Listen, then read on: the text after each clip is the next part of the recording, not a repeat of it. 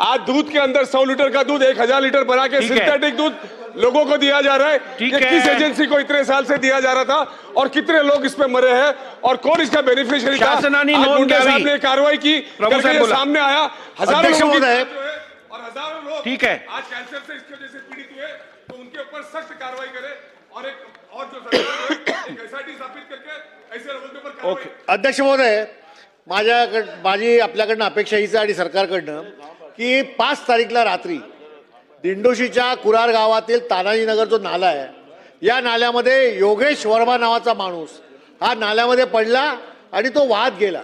अध्यक्ष महोदय, त्यानंतर त्याच्या कुटुंबियांनी तक्रार केली, तिकडे असताना कुरार पोलीस ठाणे यांनी दखल घेतली नाही, मुंबई महानगरपालिकेचा अतिदक्षता विभाग यांनी दखल घेतली नाही, फायर ब्रिगेडने दखल घेतली नाही आणि त्यामुळे अद्यापपर्यंत त्याची बॉडी सापडलेली नाही आहे। त्याचे कुटुंबीय आता विचारतायत की आमच्या माणसाची बॉडी शोधण्यासाठी महानगरपालिका आणि शासन काय करतंय? आणि म्हणून अध्यक्ष महाराज, आपल्याकडनं माझी अपेक्षा आहे की या वर्माच्या कुटुंबियांना पण न्याय द्या। योगेश वर्माची बॉडी शोधण्यासाठी आपण सरकारला आदेश द्या, मुंबई महानगरपालिकेला आदेश द्या आणि तात्काळ या संपूर्ण योगेश वर्मा कुटुंबियाला न्याय द्या, एवढी माझी या अर्जाच्या मुद्द्याद्वारे विनंती। ठीक आहे, दिलेल्या माहितीची नोंद घ्यावी, उचित कारवाई करावी। उचित कारवाई करण्यात येईल, नोंद घेतलेली आहे आणि त्याचा शोध सुद्धा घेण्यात येईल। बोला अध्यक्ष महाराज, ऐकून घ्या, ऐकून घ्या। एक मिनिट अध्यक्ष महाराज, माझा एक पॉइंट ऑफ प्रोसिजर आहे। माझा पॉइंट ऑफ प्रोसिजर असा आहे अध्यक्ष महाराज की विधान भवनाच्या पायऱ्यांच्या समोर या ठिकाणी कॅमेरे लावलेले आहेत अध्यक्ष महाराज आणि ते कॅमेरे लाईव्ह आहेत अध्यक्ष महाराज। काय ऐकूया विषय अध्यक्ष महाराज, एक मिनिट बोलू। अध्यक्ष महाराज, गेल्या आठवड्यामध्ये त्या ठिकाणी मीडियाशी बोलत असताना सन्माननीय सदस्य जयंत पाटील साहेब हे त्या ठिकाणी आले आणि त्यांनी मिश्किलपणे कुठल्या तरी वेगळ्या विषयावरती माझ्याशी चर्चा केली। ती चर्चा करत असताना मी त्यांच्याशी काही बोललो आणि त्यांच्याशी मी प्लेझेंटरीज एक्सचेंज केल्या, जेस्चर एक्सचेंज केले आणि ते तिथून निघून गेले। अध्यक्ष महाराज, कॉन्टेक्स्ट बदलून, संदर्भ बदलून या ठिकाणी ती तेवढीच क्लिप काढण्यात आली आणि एका वाहिनीने ती क्लिप टीव्हीवरती चालवली आणि असं म्हटलं की या ठिकाणी त्या मृत्यूंवरती मी हसत आहे। अध्यक्ष महाराज, अध्यक्ष महाराज, अध्यक्ष महाराज, मृत्यूंवरती मी हसलो नव्हतो आणि हे सन्माननीय सदस्य जयंत पाटील साहेबांनाही माहिती आहे। मृत्यूंवरती कोणी हसू शकत नाही अध्यक्ष महाराज, मी सोडा अध्यक्ष महाराज, कुणीही मृत्यूवरती हसू शकत नाही।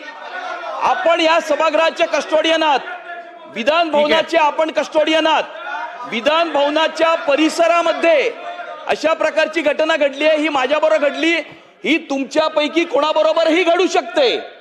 हे या 288 सदस्यांमध्ये कुणाबरोबर ही अशा प्रकारची घटना ही घडू शकते, वरच्या सभागृहातल्या सदस्यांच्या संदर्भातही घडू शकते। अध्यक्ष महाराज, या संदर्भामध्ये आपण याची गंभीर नोंद घेणं हे आवश्यक आहे अध्यक्ष महाराज, आणि गंभीर नोंद करून याच्यावरती आपण कारवाई करणं अध्यक्ष महाराज अपेक्षित आहे। अध्यक्ष महाराज, धन्यवाद। जयंत पाटील साहेब, आपल्या काय बोलायचं?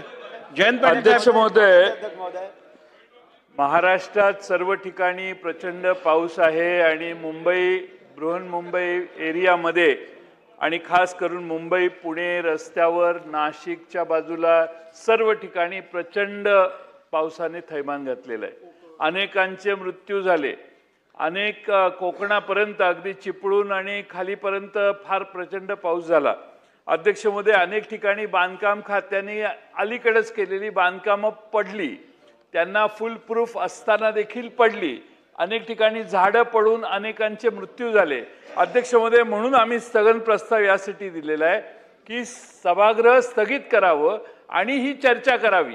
अन्य कोणताही विषय याच्यापेक्षा महत्त्वाचा नाही। महाराष्ट्राच्या जनतेच्या दृष्टीनं जे अत्यंत महत्त्वाचं आहे, आपणही मगासपासून आपली मुनगंटीवार यांनी जी वर्णन केलं सेन्सिटिव्हिटीबद्दल, आपणही सेन्सिटिव्ह आहात। माझा विश्वास आहे की हे सभागृह स्थगित करून आपण माननीय सरकारकडून याचं उत्तर घ्यावं। आम्हालाही प्रत्येक मतदारसंघात अनेक घटना घडलेल्या आहेत, प्रत्येक सभासद काही ना काही सांगू इच्छितं, बोलू इच्छितं, कदाचित सत्तारूढ पक्षाचेही सदस्य बोलू इच्छितात। त्यामुळे सगळे कामकाज स्थगित करून अध्यक्ष महोदय, या महाराष्ट्रात आणि खास करून मुंबई, ठाणे, कोकण आणि सर्व परिसरात पडलेल्या पावसाची चर्चा व्हावी, त्याच्या झालेल्या नुकसानीची चर्चा व्हावी, त्यातनं निर्माण झालेल्या मृत्यूंची चर्चा व्हावी आणि त्याच्यावर उपाययोजना होण्यासाठी हा स्थगन प्रस्ताव महत्वाचा आहे. ठीक. आपण तो स्वीकारावा अशी माझी आग्रहाची विनंती आहे. बसून घ्या आता तरी. आता काय बोला.